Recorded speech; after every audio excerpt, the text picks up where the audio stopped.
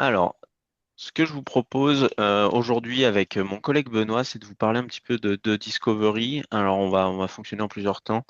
On va vous expliquer un peu qui on est, CADFEM, parce que on ne connaît pas trop en général, pour que vous sachiez un petit peu qui on est, qui nous sommes aussi avec Benoît. Et après, on va vous expliquer un petit peu l'outil, en quoi il consiste et quelles sont ses fonctionnalités principales et ses intérêts et ses limitations également. Donc aujourd'hui, pour présenter, donc il y a moi-même, Damien Cabu. Donc moi je suis chez 4FM France depuis 3 ans et demi.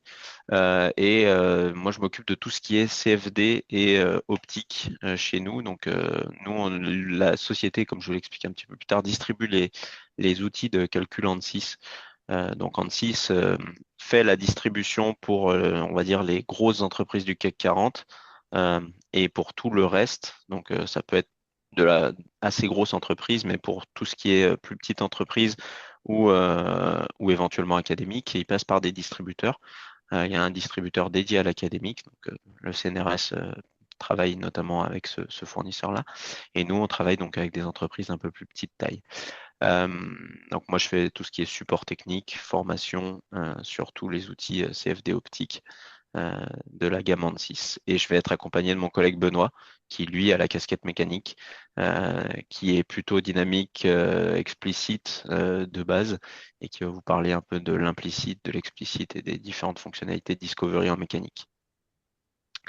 Qui est par là. On l'entend pas parce qu'il est caché dans les bois, mais il arrive.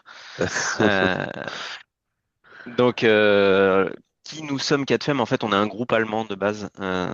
Donc, la politique de distribution d'ANSYS a changé assez récemment en France. Donc, la création de 4FEM France s'est faite en 2019 à l'ouverture par ANSYS à des réseaux de distribution en France. C'était déjà le cas en Allemagne depuis les années 80. C'est pour ça que le groupe 4FEM existe depuis les années 80. Et en France, ça a été fait qu'en 2019. Donc, on est assez récent en France. L'idée, c'est qu'on est un groupe européen qui distribue les solutions ANSYS, le plus gros groupe, il me semble, au monde maintenant, avec l'intégration aussi de l'Asie du Sud-Est. Et donc, ce groupe-là, on fait la distribution des produits ANSYS, donc tous les outils de simulation, et on fait de la formation, du support technique et transfert de connaissances. Donc ça va être tout ce qui est service et savoir-faire. Donc il y en a déjà, je crois, du labo des mini qui ont déjà participé à des formations chez nous. Voilà, j'avais fait une formation aussi pour un labo du CNRS à Nancy il n'y a pas très longtemps. Donc si vous êtes intéressé par de la formation sur les outils ANSYS, vous avez des doctorants ou des choses comme ça à former, n'hésitez pas. On a tout un catalogue de formations, que ce soit en mécanique des fluides. Euh, pour répondre à ces besoins, on fait aussi des accompagnements particuliers.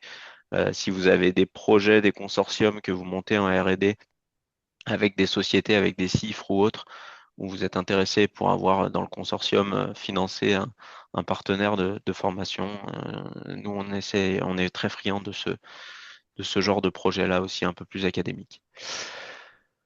Voilà, fini un peu de parler de 4FEM, c'était juste pour situer un peu qui on est. Maintenant, on va parler des outils ANSYS. Donc, les outils ANSYS, en fait, on aime bien reprendre ce schéma qui parle du cycle de développement produit en V. Donc, on va être tout ce qui est prérequis, conception, pré-design qui vont être en amont du développement.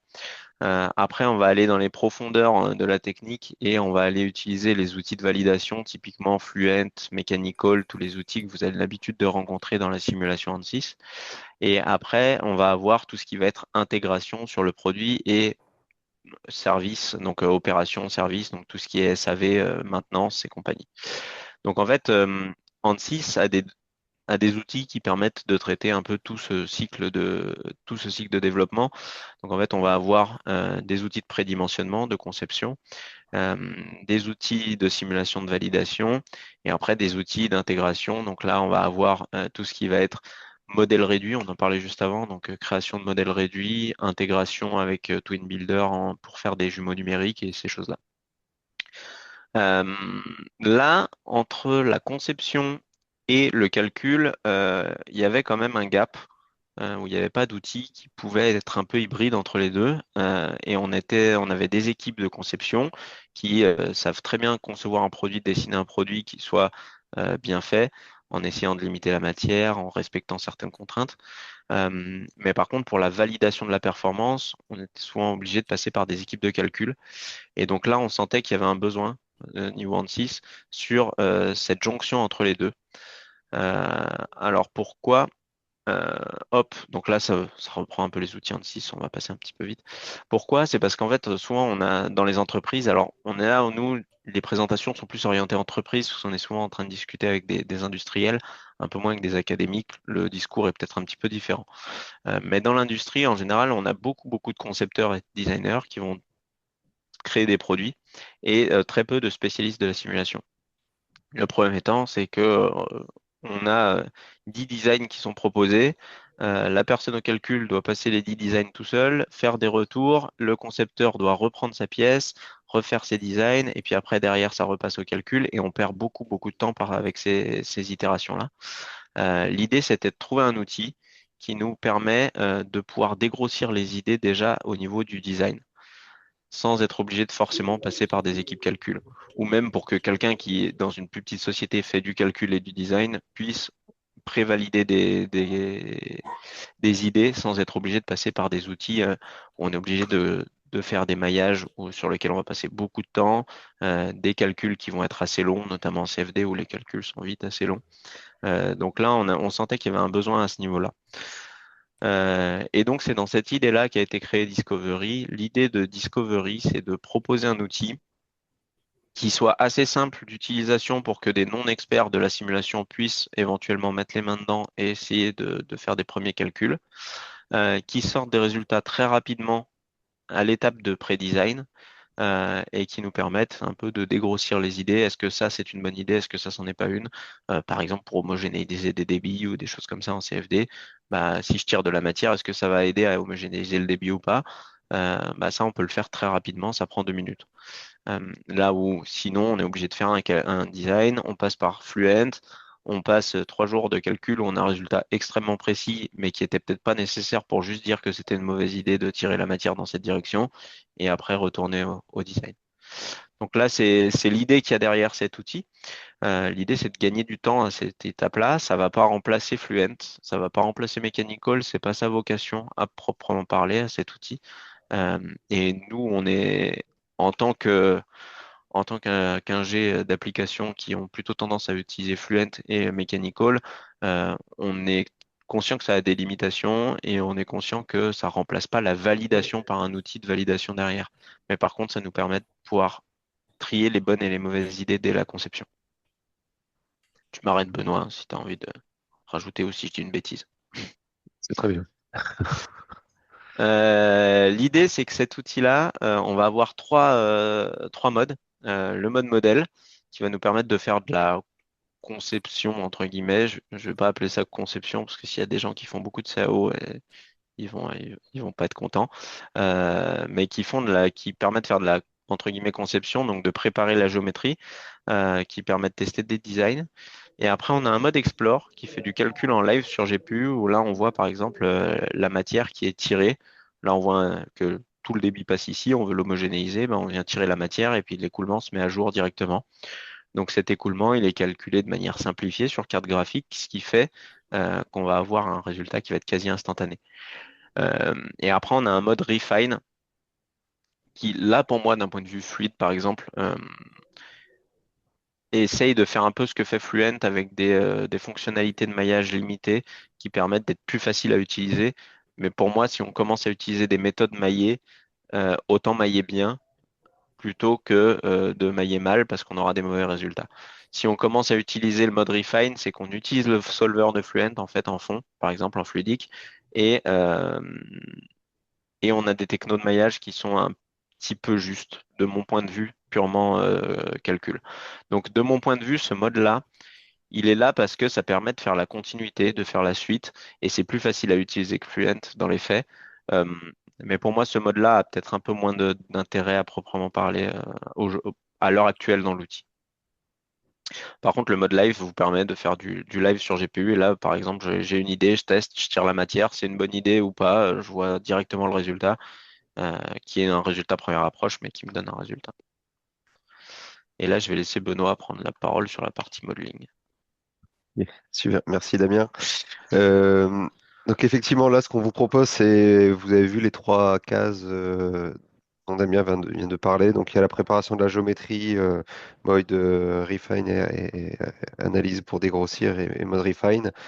Donc là, on va faire un peu le focus sur la partie géométrie. Vous avez une rapide démonstration à l'écran.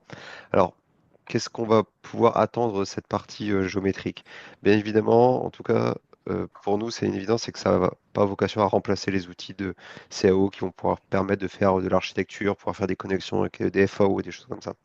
L'idée, c'est que c'est un outil qui vient de faire de la géométrie pour de la simulation.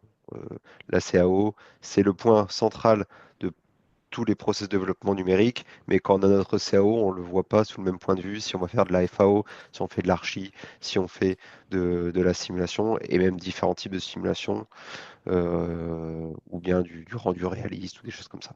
Alors, donc, pour prendre la CAO, qui est le point commun, vers notre application, on a besoin d'outils, et là, c'est l'outil que l'on a aujourd'hui, qui s'appelle donc, Discovery, et qui utilise une techno dite synchrone. Peut-être vous connaissez cette technosynchrone, elle est pas propriétaire, elle existe dans d'autres outils. Grosso modo, c'est un peu de la pâte à modeler, comme vous pouvez voir là avec le petit cylindre. Je prends le cylindre, je le tire. J'ai pas dit que c'était une extrusion, que j'allais la déplacer de autant, de faire une translation, de choses comme ça. Je peux directement tirer ma géométrie. Alors, c'est vachement pratique pour nous, parce que euh, comme je l'ai dit, on va pas faire de l'archive, des choses comme ça, on peut faire des choses très précises, on peut faire des chaînes de code très précises qui ont pour vocation à aller faire du plan, des choses comme ça.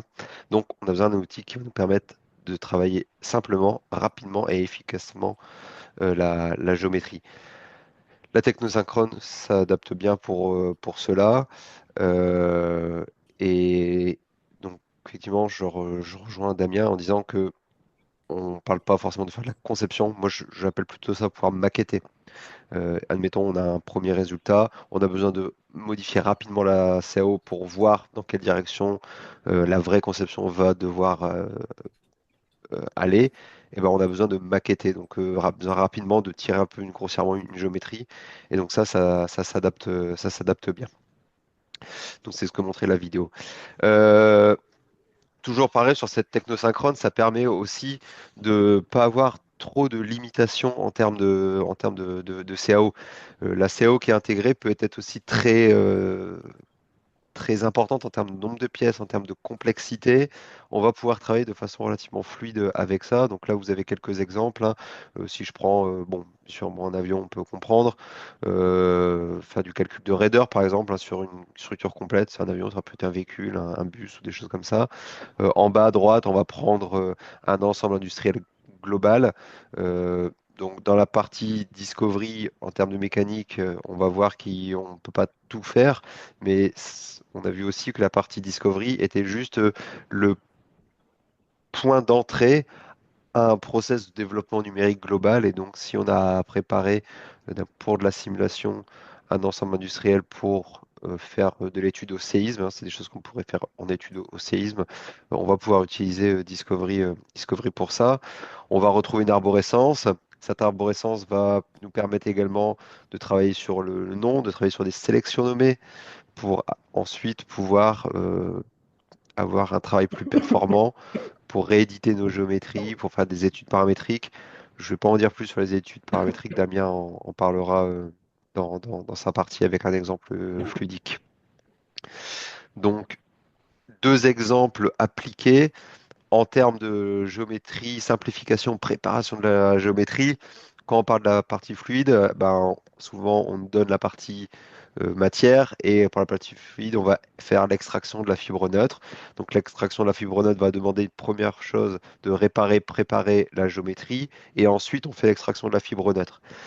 Il est Ce n'est pas un travail qui est à haute valeur ajoutée que de devoir retravailler toute la fibre neutre pièce par pièce, faire les jonctions, etc. Donc, il existe en première approche des outils très automatisés où on va, dans l'idéal, si on fait, on regarde un comportement qui est une vision très asymptotique, c'est je clique, ça me sort une fibre neutre.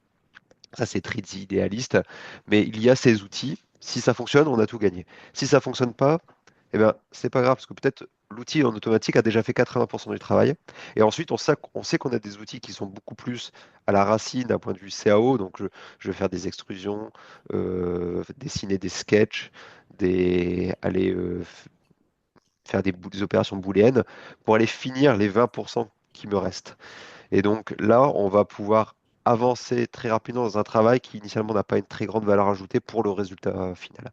Ça, c'est un exemple fluide. On a les mêmes exemples en termes de mécanique, où on va aller modifier une pièce. Si on peut changer la slide. Merci. Donc là, par exemple, vous voyez, on a une pièce qui est sur la gauche, on va dire très complexe. Je vais faire le focus, hein, sur un détail, hein, en bas à gauche. On a un petit sigle qui est directement moulé. Donc on l'a dans le moule, donc c'est directement moulé. Si notre pièce casse parce qu'on a une concentration de contrainte sur ce petit pictogramme, ouais, on est mal parti pour la suite, quoi. Donc, en général, on va pouvoir l'enlever, tous ces petits détails, et on a besoin d'outils qui vont nous permettre d'enlever ça simplement. Et donc, de la pièce de gauche, on va finir à la pièce de droite, où vraiment on va s'intéresser sur le centre et le focus sur l'aspect mécanique et tenue mécanique. Euh, J'en profite, par exemple, pour dire qu'il y a certaines règles, hein. Vous voyez qu'il y a certains alaisages qui ont été gardés, d'autres non. On peut avoir l'idée de se dire, potentiellement, en première approche, je vais faire un maillage à long terme qui fera 5 mm. Donc tous les alaisages qui ont un diamètre de moins de 5 mm, je vais les enlever parce que de toute façon, ils seront noyés entre guillemets, dans le maillage, à part faire des choses qui ne sont pas correctes d'un point de vue numérique parce que le maillage n'est pas bon, je vais pas le garder. Donc on fait une règle, hop, tout ce qui est en dessous de 5, on enlève, toutes les autres, on garde. Donc ça, c'était la partie vraiment préparation géométrique, préparation synchrone et outils dédiés à la préparation efficace pour la simulation. Pour la simulation mécanique, on va avoir plusieurs possibilités dans Discovery. On l'a vu, c'est la partie exploration et la partie analyse fine. Donc exploration, ça veut bien dire ce que ça veut dire, c'est on a un design et on va aller chercher les tendances globales. On va pas aller à comparer par rapport à un essai avec des 0,5% de précision par rapport à un calcul analytique ou bien par rapport à un essai qui a été réalisé. On va plutôt regarder ça à grosse maille et il faut que ça aille vite et il faut qu'on puisse modifier la géométrie et avoir des résultats en live. Pour ça, c'est un solver qui est un solver dédié, euh, propriétaire d'ANSYS, qui va tourner sur le GPU. Donc, c'est le GPU calcul, et il va utiliser une techno qui n'est pas une techno de maillage classique élément fini, mais une techno voxel. C'est ce que vous voyez sur la petite braquette que l'on voit. On voit qu'elle a été maillée en termes voxel. Donc, vous imaginez, on prend un, un- un cube qui est plus grand que la pièce, on place la pièce dedans, et par une méthode qui pourrait être plus ou moins semblable à une IMB, un Immerge Bundle Method, on va aller recouper notre maillage initial par les contours de la géométrie qui a été posée dedans. Alors il y a quand même de la techno derrière, hein, se dire bah, comment est-ce qu'on fait pour traiter les mailles qui sont à moitié coupées, plus ou moins de 50%, est-ce que je recoupe, est-ce que je tout au carré? Bon, il y a des technos, on voit que c'est fait un peu plus finement que un simple découpage de carré, mais globalement c'est l'idée. Et donc forcément avec ça, dans la courbure ou dans un alésage très petit, on va pas pouvoir aller chercher une contrainte précise à 1%. Par contre, d'un point de vue global, un ordre de grandeur de contrainte ou une raideur, on va pouvoir la capter. On parle bien d'un process de développement numérique global, depuis le cahier des charges jusqu'au recyclage de la pièce, qu'on a besoin d'une continuité. C'est pour ça que ce modèle dans la partie Explore, on peut le mettre dans une analyse plus fine, qui cette fois-ci va tourner sur CPU, qui va tourner avec un maillage élément fini classique. Et ce qui tourne sur GPU, c'est l'outil, dans ce cas, ANSYS Mechanical classique, le solver qu'on connaît depuis les années 80, ou bien Fluent, hein, si on parle de la partie fluide. Et cette partie analyse maillée avec des éléments finis, on va également pouvoir continuer à l'étudier encore plus finement en l'intégrant dans Mechanical ou bien dans Fluent. Donc on n'a pas perdu l'historique de notre travail, mais c'est vraiment un travail step by step. On dégrossit, on travaille sur la géométrie, puis plus en plus, on va aller vers du précis et vers du du concret avec des choses qui ont de plus en plus de valeur. Mais pour ça, il faut aller passer d'outil en outil. Et ces outils à outils, la chaîne est proposée par Ansys pour qu'elle soit continue et sans avoir besoin de faire d'export de fichiers texte, de CAO, de réimport, de choses comme ça.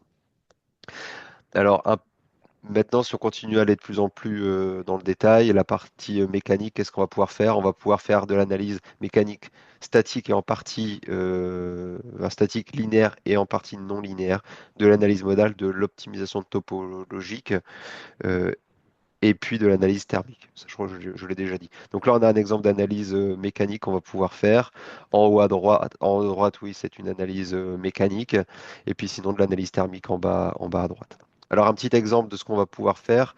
Donc, on va pas forcément regarder toute la vidéo parce que c'est un petit peu long, mais l'idée, c'est de vous montrer un workflow vraiment global pour terminer avec cette présentation. Donc là, on apporte une géométrie. Donc, on apporte vraiment la géométrie comme elle est, avec tous les détails. On va voir que là, par exemple, des détails qui peuvent nous paraître complètement anodins, qui ne nous sont pas utiles, ben, c'est les heures qui sont sur le cadran. Mais c'est pas grave, on l'apporte quand même. Ensuite, on va pouvoir aller retirer sur le souhait certaines pièces. Là, ce sont des pièces qui vont servir de pivot. Ces pivots, je ne vais pas me l'utiliser parce que je vais utiliser des liaisons cinématiques de type joint. Donc, j'enlève les pivots. Dans toutes les pièces qu'il y a là, j'en ai besoin pour ma CAO, j'en ai peut-être besoin pour retracer ma pièce. Par contre, je vais faire la simulation que sur une seule pièce. Et c'est cette pièce que l'on voit ici qui est surlignée. Donc, cette pièce qui est surlignée, je vais dire, OK, pour l'instant, je travaille que sur toi.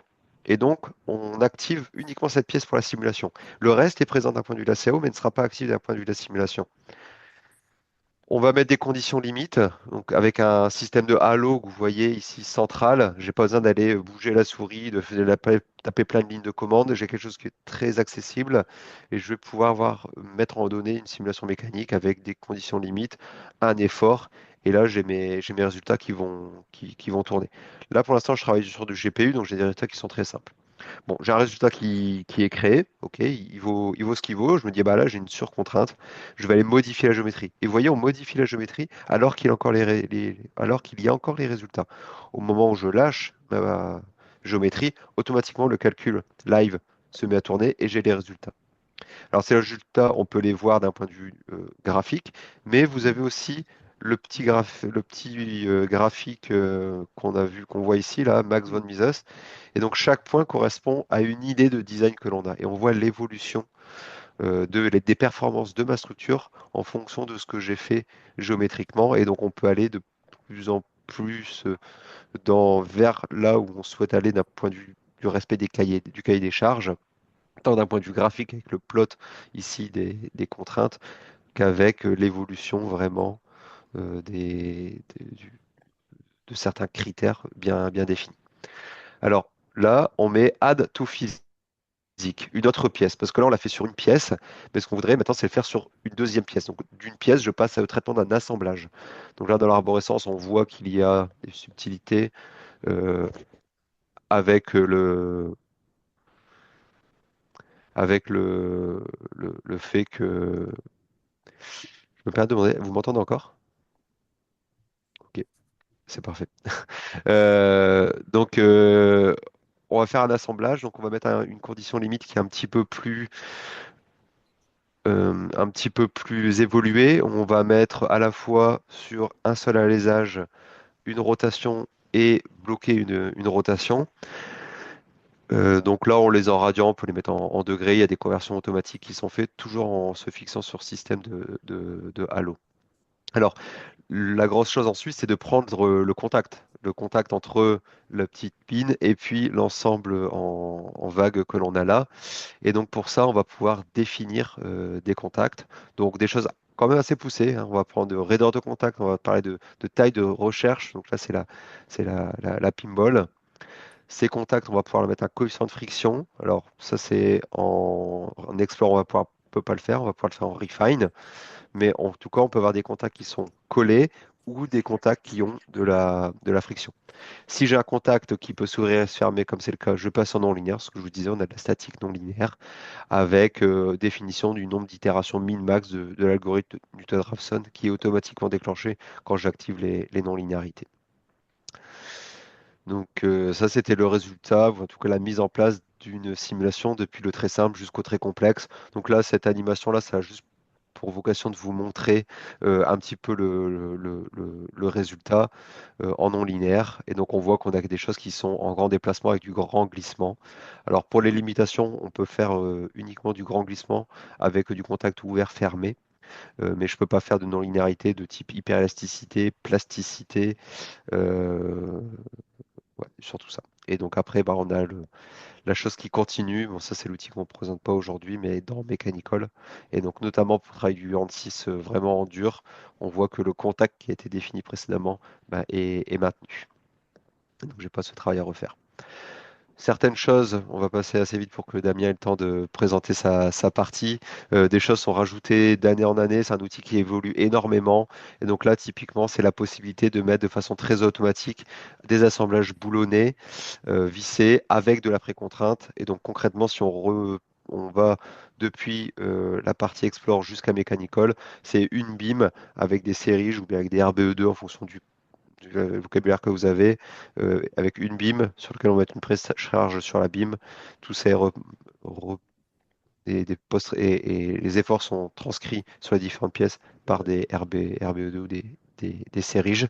Et notamment, bah, on a le post-traitement en termes de torseur des efforts qui est retransmis dans la BIM qui est sorti. Et donc, si vous voulez regarder par rapport à un code, un ASME, un RCCM ou un Eurocode 3, vous avez le torseur des efforts qui peut être retransmis. Donc ça, c'est un petit plus qui est très intéressant d'un point de vue de conception parce que d'un point de vue concepteur, ce qu'on veut, c'est que notre structure tient et donc, on a des normes. Et donc, les assemblages vissés, c'est souvent un peu une peine que l'on a à définir la tenue ou non. On a un peu la même chose sur les soudures également. Euh, les contacts, donc on a des outils qui vont nous aider à définir les contacts. Tout à l'heure, on vous a montré, on a un contact, ça va, mais si on a 1000 pièces, on va pas s'amuser à détecter et à cliquer contact par contact. Donc on a des algorithmes de détection des contacts. Donc c'est très simplement, il va faire un scan de toutes les surfaces. Et quand des surfaces sont dans un espace suffisamment proche, alors le suffisamment proche, c'est nous, on peut le définir manuellement ou bien c'est en automatique fonction de la taille globale de la pièce. Il va définir un contact, il va nous proposer le contact et après, charge à nous de dire est-ce que le contact il est bien paramétré ou pas. Est-ce que c'est vraiment du banded, est-ce que c'est du sliding, est-ce que j'ai de la friction ou pas de friction. Enfin, bref, toutes ces choses-là qu'on va pouvoir définir. Et pour finir avec ma partie, il faut bien voir aussi que je vous ai parlé d'optimisation topologique. Donc il y a des algorithmes d'optimisation topologique. Donc on prend une pièce, un cube, on va lui mettre des conditions limites, on va lui demander de faire de l'analyse topologique, mais l'analyse topologique, ça va à la fin nous sortir un fichier de type STL et on a la capacité de faire du retro-engineering et de repasser du STL vers une CAO classique qu'on va pouvoir ensuite soit renvoyer dans un logiciel de CAO classique ou bien aller mailler de façon classique pour faire du calcul et aller plus loin sur l'exploitation de notre pièce ou bien pour vérifier ce que l'analyse topologique nous a donné. Donc analyse topologique, fichier STL et retro-engineering, c'est des capacités que possède Discovery dans la partie calcul. Donc là, c'était juste des points pour refaire le focus hein, d'un point de vue de la conception. On a des outils faciles d'accès avec ce système de Halo, que ce soit pour définir des conditions limites de type Neumann ou Dirichlet. On va les retrouver ici. Et je crois qu'il y a encore un focus sur une image. Donc pareil, faut bien comprendre que la partie Explore, vous voyez le petit serpent blanc qui tourne, ça nous permet de nous dire, OK, le modèle est en train de tourner et il va quand même être capable de nous dire, OK, le modèle a tourné correctement ou bien le modèle n'a pas tourné correctement avec un système de couleurs de de ce petit hexagone. Merci pour l'attention sur cette partie méca. Maintenant, je vais passer la main à Damien qui va faire focus sur la partie fluidique. Yes, merci Benoît. Alors, sur la partie fluide, on va discuter un petit peu de ce que peut faire l'outil et je mentionnerai aussi ce qu'il peut pas faire ou mal faire à minima. Des fois, il peut faire des trucs, mais pas très bien. Mais on va en discuter aussi, c'est le but. Alors, l'idée dans la fluidique, c'est que, alors comme en méca, l'outil, il évolue d'année en année. Donc, faut pour nous, il faut mettre les slides à jour. Mais c'est surtout que faut suivre un petit peu. Par exemple, là, je vous ai pas mis, mais il y a la radiation thermique qui a été rajoutée en S2S, donc les modèles non participatifs où on considère que le milieu au milieu n'absorbe pas d'énergie. C'est vraiment du surface to surface. Ce modèle-là est accessible maintenant, mais dans l'ensemble, on peut faire du coup de la perte de charge. Alors, on peut en rediscuter aussi éventuellement. Des modèles poreux, de la turbulence, du MRF si on a des zones qui tournent. Donc MRF, c'est Moving Reference Frame. Si par exemple j'ai je sais pas, une turbine que je veux faire tourner, il y a deux approches. C'est soit je la fais tourner pour de vrai, je fais un calcul transitoire où je la vois tourner pour de vrai. Ça, c'est du sliding mesh. Il faut faire bouger un maillage dans un autre. Et sinon, il y a une autre techno qui s'appelle le MRF en stationnaire. Si on dit, bah, en fait, elle tourne en permanence à la même vitesse, il y a des termes centrifuges, des termes sources dans les équations d'efforts centrifuges qui vont être créés. Et ben, on va les prendre en compte dans les équations sans faire tourner pour de vrai. Et donc ça s'appelle le MRF si on fait du calcul stationnaire, sans faire physiquement tourner la chose au milieu, mais on va rajouter des termes centrifuges qui prennent en compte cette rotation. Et donc ça c'est faisable. On a du thermique et on a des ventilos, des choses comme ça. Donc là on voit différents exemples. Alors ça c'est pas de la combustion, c'est pas une vraie flamme, c'est de la thermique. C'est juste qu'avec la masse volumique variable, on est capable de pouvoir aller traquer un mouvement fluide avec des températures qui ressemblent à une flamme. On a des cas de perte de charge dans des vannes. Là on a de la turbulence derrière un cycliste, etc., etc. Alors là c'est un petit exemple de Fluent. Alors ce qu'on peut voir, là par exemple, je vais poser 2 secondes, ce qu'illustrait Benoît, là on voit le mode Explore. En fait, si on clique sur les petites flèches, ici on passe du mode modèle pour préparer la géométrie. Si on clique sur la petite flèche après, on passe en Explore. Et si on reclique sur la petite flèche, on passe en mode Refine. Donc c'est le mode où je vous disais, moi en fluide, je suis pas fan, mais ça peut faire sens. Ce slider-là, on voit un slider, là, on voit la petite flèche qui est ici. Ça, c'est le niveau de maillage qu'on lui demande en voxel. Donc si je vais cliquer par là, on va raffiner le maillage. Si je clique par là, je le rends plus grossier. Quelle taille de maille correspond ce truc-là? En fait, vous avez une carte graphique sur le PC qui a une certaine quantité de mémoire associée, de RAM virtuelle qui est embarquée dans la carte graphique. Le logiciel, ce qu'il va se dire, c'est OK, j'ai tant de mémoire, donc j'ai le droit de faire tant de mailles. Donc si vous le mettez à taquet, il va prendre la mémoire que vous avez sur votre GPU et il va faire le plus de mailles possible avec la mémoire donnée. Si vous avez une très grosse GPU, vous ferez un maillage plus fin que si vous en avez une toute petite. Voilà, c'est simplement ça, le slider. Euh, L'idée, c'est que, par exemple, sur des géométries complexes comme ça, si on veut raffiner au niveau des murs, si on veut pas avoir des murs où le fluide passe au travers, il faut que nos voxels, là, nos petites boîtes, elles soient plus épaisses que le mur. Alors maintenant, on a la possibilité de raffiner localement le maillage, ce qui n'était pas possible il y a 2 versions. Mais dans l'ensemble, il faut faire un petit peu attention quand on va faire de la thermique, notamment si on fait des radiateurs pour des heatsinks dans des cartes électroniques. Bah, ces choses-là, souvent, c'est des lamelles très fines. Il faut raffiner le maillage localement pour bien que nos voxels, nos petites boîtes, elles soient plus petites que cette épaisseur-là. Sinon, il ne la prend pas en compte. Ok. C'est un petit détail pour vous montrer. Et là, on voit que c'est rouge, ça veut dire qu'il manque un truc pour la mise en donnée. Il n'est pas capable de calculer.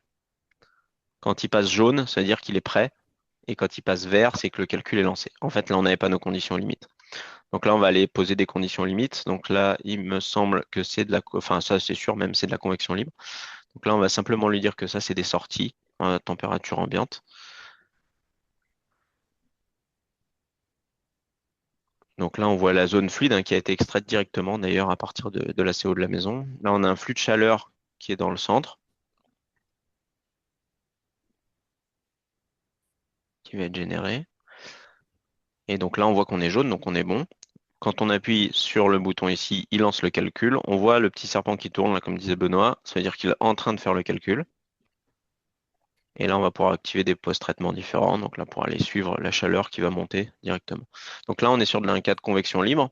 Donc convection libre, ça veut dire que mon gaz, mon fluide, je lui ai mis une masse volumique variable. Il est capable de le prendre en compte. Et j'ai pris en compte la gravité. Gravité, on lui fixe pas la valeur. Je crois qu'il prend 9,81, il me semble. On lui fixe juste la direction et il prend 9,81. Voilà. Donc ça, c'est pour un petit cas de mise en données. Ça, c'est un autre cas où on a une injection d'air qui va arriver par une fenêtre qu'on ouvre avec le refroidissement de la pièce qui se fait. Euh, donc on va pouvoir voir la pièce qui vient se refroidir directement. Alors c'est beaucoup utilisé en thermique. Pourquoi? Parce que c'est extrêmement simple de mettre en place le calcul avec de la thermique. Et la thermique, c'est un domaine aussi où les personnes ont souvent on va dire, il y a beaucoup de gens qui s'intéressent à la thermique et qui sont pas issus de la fluidique. Et donc, du coup, c'est plus facile de se mettre à Discovery pour avoir une première estimation fluide que d'aller directement dans Fluent ou d'aller dans un outil un peu plus métier, un peu plus compliqué à prendre en main. Notamment on a pas mal de clientèle sur de la carte électronique qui s'intéresse à ce genre d'outils parce qu'ils sont du métier de l'électronique. Ils connaissent très bien les cartes électroniques. Le problème des cartes électroniques, c'est que maintenant, on est capable de mettre des puissances de plus en plus grandes dans des trucs de plus en plus petits. Et donc, il y a 10 ans où ils avaient très peu de problèmes thermiques, bah maintenant, tous les petits CPU, tout ça, des cartes électroniques, ils sont beaucoup trop puissants par rapport à la taille. Il y a de la génération de chaleur, faut la dissiper. Et le problème, c'est que dissiper de la chaleur pour un électronicien, c'est pas son métier. Donc, il y a pas mal de personnes qui s'intéressent à ce genre d'outils, notamment pour tout ce qui est architecture, pour le bâtiment, carte électronique ou dans des domaines où on s'intéresse à la thermique, mais la thermique, c'est pas forcément notre cœur de métier. Pour autant, on peut quand même aller faire des choses beaucoup plus complexes, des études de design qui peuvent être différentes. Donc ça, on est encore sur de la thermique, mais c'est un serveur avec des fans. Donc là, il y a des ventilos qui sont carrément mis à l'intérieur pour faire de la circulation d'air et pour voir comment l'air va s'évacuer dans le domaine. Donc là, on a pas mal de possibilités, des homogénéisations de débit, ça se fait bien. On a plein de choses qui se font très très bien. Après, il faut quand même avoir une notion de qu'est-ce qu'on fait. En fait, Discovery va résoudre les mêmes équations que Fluent techniquement, hein. Il va résoudre les équations de Navier-Stokes. Euh, le seul problème, c'est que lui, il fait des voxels, donc il fait ses petites boîtes cubiques. Il va découper sa géométrie en plein de petites boîtes cubiques et il va pas s'intéresser forcément à le raffiner, par exemple, dans les couches limites. Il va pas forcément faire des raffinements de maillage qui sont, là on peut en faire maintenant, mais qui sont forcément pertinents d'un point de vue fluidique. Donc là, on a quand même cette complexité-là. Attention quand même, si vous faites par exemple de l'analyse de perte de charge, pour un obstacle dans un écoulement, ça marchera très bien. Pour de la perte de charge linéique, ça marchera beaucoup moins bien. Perte de charge linéique, on a une conduite. Si on met 1 mètre de conduite, la plupart des frottements et des pertes de charge qui vont se faire, ça se fait proche de la paroi, dans ce qu'on appelle la couche limite en fluidique. Cette couche limite, très proche paroi, cette zone où il y a du cisaillement et du frottement, en fait, en fluide, quand on s'amuse à faire des mailles toutes fines près de la paroi pour résoudre la couche limite, bah, c'est pour résoudre ce truc-là qu'on le fait. Et là, Discovery, lui, fait ses voxels. Donc, si votre voxel est plus petit, ça marche très bien, il n'y a pas de souci. Par contre, pour que le voxel soit plus petit, il faut quand même se faire un maillage très très fin en proche paroi. Et le problème, c'est que le voxel, bah, il est isotrope. Donc le problème, c'est que faire un truc de 10 microns en taille, on peut, mais ça va faire 10 microns par 10 microns. En couche limite en fluide, quand on utilise un mailleur, on va faire un truc de 10 microns en hauteur, mais par contre, on va faire un truc de plusieurs millimètres en longueur. Ce qui fait qu'on arrive à avoir quelque chose d'anisotrope qui va nous permettre de pouvoir grandir le long de la paroi et pouvoir prendre en compte ce cisaillement qui va se faire dans la direction normale de la paroi, tout en ayant un maillage cohérent. Donc voilà, attention à ces choses-là. Par exemple, on voyait de la vorticité ici qui ressemble un petit peu à de la LES. Ça, c'est des cas avec des cartes graphiques monumentales qui ont été mis dans un domaine qui est techniquement trop petit pour une analyse fluidique autour du camion, par exemple. Voilà. C'est juste qu'on peut le faire. Pas forcément évident, mais ça fait partie des choses qui sont possibles.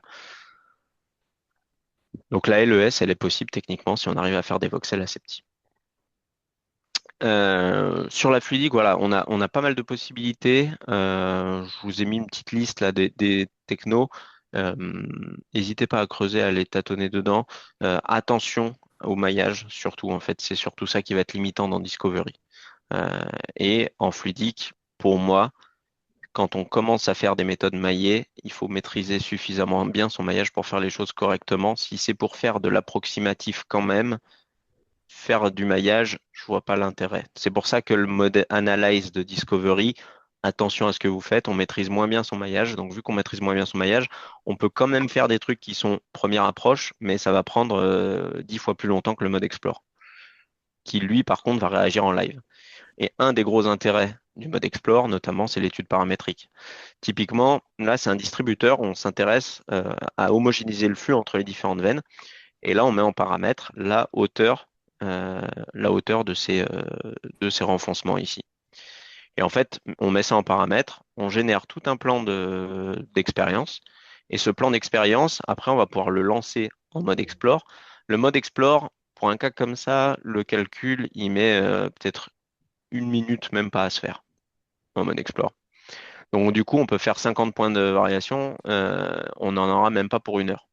Là où en Fluent, 1 heure, c'est même pas un calcul. Donc, ça a quand même un très gros intérêt de créer des design points. Et là, on voit très bien que, par exemple, sur un cas d'homogénéisation de débit, oui, peut-être que si on s'intéresse au troisième chiffre après la virgule, le fait qu'il y ait les pertes de charge qui soient un peu moins bien estimées, notamment sur le dos, fait que peut-être que le débit est surestimé ici. Oui, peut-être. Peut-être, mais en première approche pour l'homogénéisation de débit, il va nous donner des valeurs qui sont tout à fait cohérentes. Et pour vérifier que j'homogénéise bien le débit, bah, faire un plan d'expérience dans le mode Explore de Discovery, ça m'a permis de faire mes 10 points pour trouver le point optimal en même pas une minute, et puis après, enfin en 10 minutes à tout casser. Et puis après, derrière, j'ai mon design qui est fait. Après, je le passe dans Fluent pour validation quand je crée un vrai produit. Je vais quand même valider mon produit dans Fluent, mais ça m'a permis de trier les idées directement dans Discovery. Plutôt que de devoir faire un design, passer dans Fluent, se dire, ouais, en fait, il faut que je change la hauteur, je change, je repasse dans Fluent, etc., etc. Voilà. Donc ça, c'est le vrai cœur de l'intérêt de l'outil pour moi, c'est de pouvoir avoir des résultats rapides sur des idées comme ça de design qu'on teste. On se dit, tiens, j'ai une idée, je vais essayer ça. J'essaye. J'ai un résultat en 1 minute. Je peux même faire un plan d'expérience pour balayer toutes les idées que j'ai. Et puis derrière, en 1 heure, j'ai tous mes résultats et je fais ma pièce. Et après, derrière, je la valide et j'ai besoin de la valider qu'une seule fois. On se fait un tout petit peu de pub à la fin, avant les questions. On organise une conférence tous les ans. Là, elle est le 5 juin au Pavillon de la Soie, donc à Lyon, donc pas très loin de la fac. Si vous êtes intéressé, donc je vous ai mis une liste des présentations.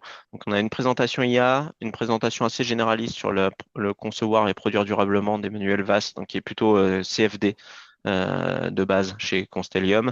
Euh, on a une présentation couplage thermoméca fluide, mécanique, thermique dans des pompes à vide de Pfeiffer. Derrière, on a une présentation d'optique pour des systèmes HUD pour les casques de moto de Highlight. On a une présentation de Fluent en virologie par Jean-Michel de Virexpert. On a une simulation de graphitation en méca de Tokai. Et on a de l'analyse modale spectrale avec de l'automatisation en ACT de CGLEC. Donc ça, c'est tout le programme. Il y a aussi des longs temps de pause d'échange. L'événement est gratuit. Vous avez le lien là. Il y a des longs temps d'échange de pause où on est en général entre 100 et 150. Donc il y a des industriels divers si vous voulez rencontrer des industriels, échanger pour des projets différents. Il y a nous accessoirement si vous voulez discuter des outils. Donc vous êtes les bienvenus si vous voulez venir faire un tour. Tout le monde a le droit de venir comme il veut. Si vous êtes dans le coin de Lyon et que vous avez le 5 juin de dispo. Bien. Et dans la suite de Discovery, on a les workshops. Les workshops, c'est des ateliers. Alors, il me semble que Émilie a participé au dernier qu'on avait fait. Et c'est dans ce cadre-là qu'on a échangé sur c'est la présentation de ce webinaire. Donc, il y a deux workshops en juillet. Je vous ai mis le lien aussi dedans. On pourra vous envoyer les slides, comme ça, les liens, vous les avez pour cliquer dessus. C'est plus simple. Et, euh, et donc, ces workshops, il y en a un plus orienté fluide, un plus orienté méca. Vous pouvez éventuellement participer aux deux, il n'y a pas de souci. Donc, c'est le 3 juillet, euh, un le matin, un l'après-midi. Voilà. Donc, c'est en hybride. On peut faire à Lyon dans notre salle de formation ou à distance, si vous le souhaitez. Et donc, vous pouvez participer à ce workshop. On fait des petits modules un peu entre guillemets demi, mais pour se faire la main, comprendre où il faut cliquer pour mettre en données, pour mettre les débits et tout ça, tout ça. Voilà. Je voulais rajouter quelque chose, Benoît? Non, juste, oui, c'est la conférence, c'est gratuit et libre. Il y a juste qu'il faut quand même s'inscrire avant. Oui, Donc le lien, l'inscription est obligatoire, même si c'est libre et c'est gratuit. Bon, vous je pouvez vous ai mis vous le lien inscrire ici. pour préparer tout ce qui autour de la conférence, quoi. Et voilà. Donc là, si vous avez des questions, il nous reste a priori 10 minutes, donc on est pas mal dans le timing. Oui, j'aurais une question là. Ouais. C'est Julien Giraud du laboratoire LPSC. J'ai enfin deux petites questions. Juste sur le mode Explore, là, donc le calcul par GPU. Hmm. Euh, alors, juste par défaut, donc, quand on a la licence, le logiciel donc, regarde si on a un espace de calcul suffisant sur notre carte graphique par défaut sur notre système, c'est ça? Ouais. Et je veux dire, il n'y a pas besoin de carte graphique spécifique en fait. Alors, s'il faut au-dessus de 4 gigas de RAM sur la GPU, il me semble que c'est Mm. 4 la limite basse. D'accord. Donc, par Ok. exemple, la carte graphique Intel des PC de base, ça marche pas. En Ok, général, d'accord. c'est du Nvidia. Donc, c'est souvent des PC un peu. Les PC CAO, il n'y a pas de problème. En général, ils ont la RAM qu'il faut. Parce qu'ils sont souvent équipés de cartes graphiques. Les logiciels CAO, type SolidWorks ou autres, sont généralement gourmands graphiquement. Donc, D'accord. généralement, si un PC fait tourner SolidWorks, il sera capable de faire tourner Discovery. Ok, merci. Et donc, petite question complémentaire. C'est vrai que Ansys avait présenté qui annonçait la fin en fait de Space Clem dans Hmm. les années à venir, un retrait, quoi. Et quand on regarde, effectivement, on retrouve là sur la présentation que vous venez de faire, certains icônes qui font penser à du Space Clem. Ah, Mais c'est le du coup, même. mais derrière, c'est pas du Space Clem qui tourne. Si, ils ont pris SpaceClaim et puis ils Si. ont mis à côté des petites fonctionnalités de calcul. C'est-à-dire que le mode modèle de Discovery, c'est SpaceClaim avec un fond noir. Euh, et les boutons légèrement rangés différemment, mais dans l'ensemble, c'est les mêmes boutons, c'est les mêmes choses, c'est pareil. D'accord. En fait, ils ont pas vraiment. Enfin, ils ont transposé SpaceClaim dans Discovery où ils ont rajouté des fonctionnalités de calcul à SpaceClaim. Ok. Ce qu'ils ont tué dans SpaceClaim, c'est le meilleur SpaceClaim, qui était basé sur ICM Meshing. Mais je Ok, sais pas si d'accord. quelqu'un l'a déjà utilisé, parce que moi, j'ai utilisé 2 fois peut-être. Non. Euh, voilà. Personne l'utilisait, donc quelque part, ça fait sens. Mais ça faisait des super mailles hexa. D'accord. Ok, bon, bah, merci.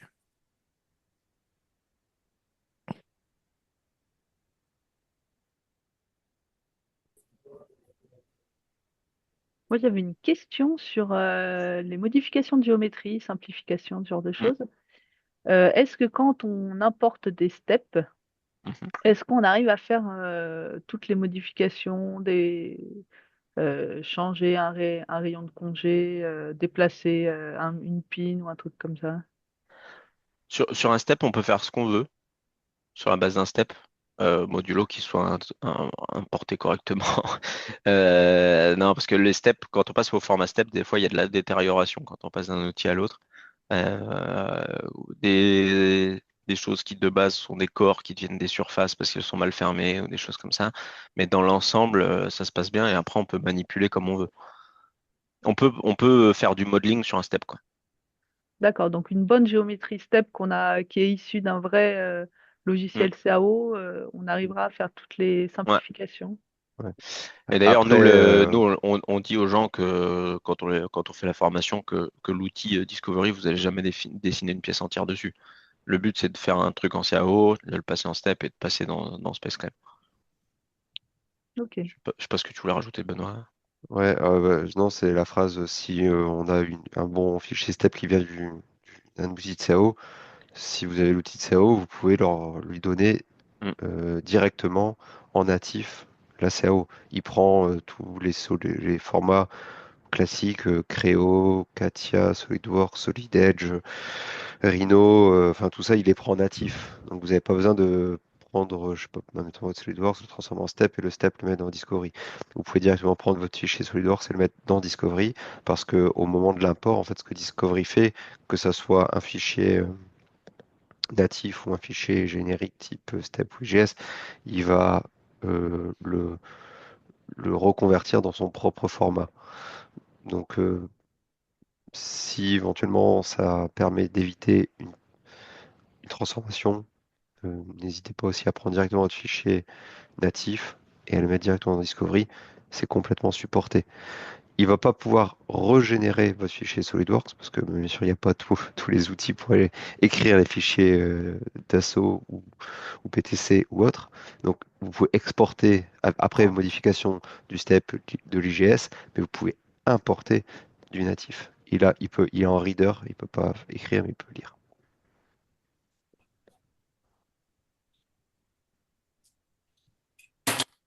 Moi, j'ai une question là. Je suis une implémentation là, du LIRA, de l'Observatoire de Meudon, concernant les paramètres. Bon, pour commencer, mécanique, enfin, est-ce qu'il y a une base de données disponible dans le logiciel avec tous les matériaux qu'on utiliserait couramment?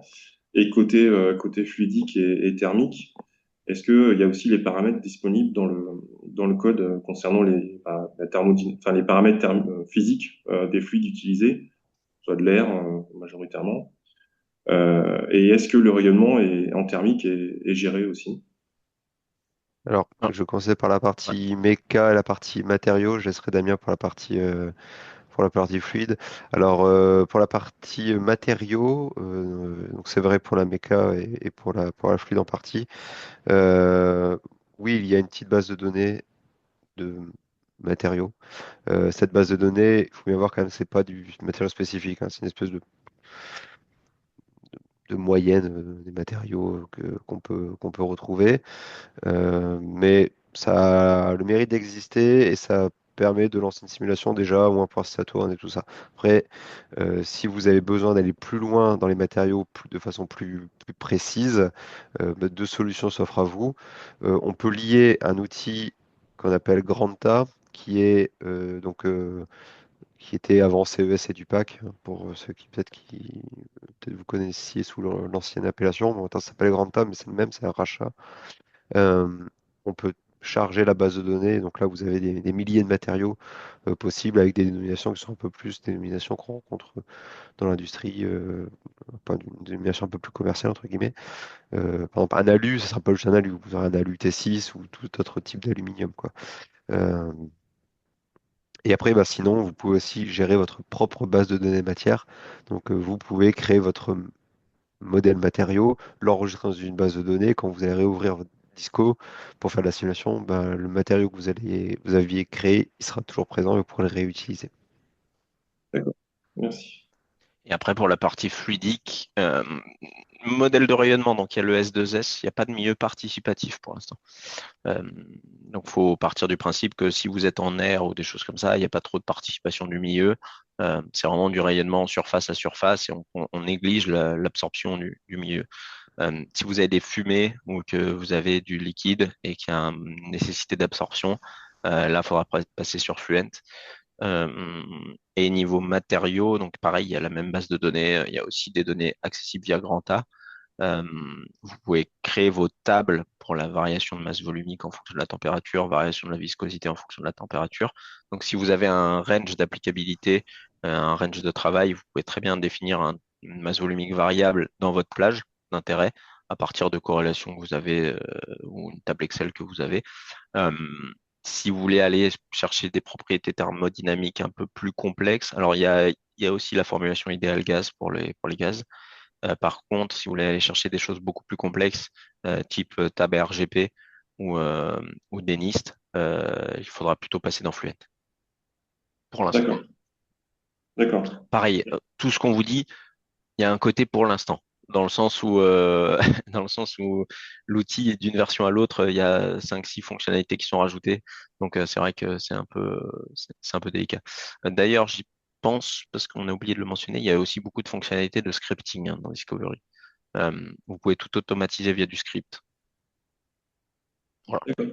On l'a pas forcément présenté parce que ça fait pas partie des choses triviales, mais de plus en plus, c'est intéressant de mentionner cette capacité. Comme ça, s'il y a de l'intérêt Ça peut être à pratique. scripter. Ouais.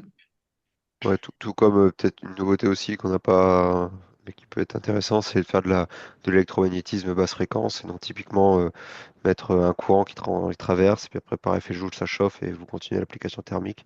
Donc en input, vous n'avez pas un flux thermique ou une température, mais vous avez un courant. Et donc, il y a, dans la toute dernière version, là, ça commence à apparaître de l'électromagnétisme. Bon, la haute fréquence existe depuis quelques temps, c'est pas trop le sujet d'aujourd'hui, mais il y a de l'électromagnétisme basse fréquence qui commence à apparaître, notamment pour modéliser les effets Joule. D'accord. Bah, merci à vous deux. Pas de Plaisir. souci.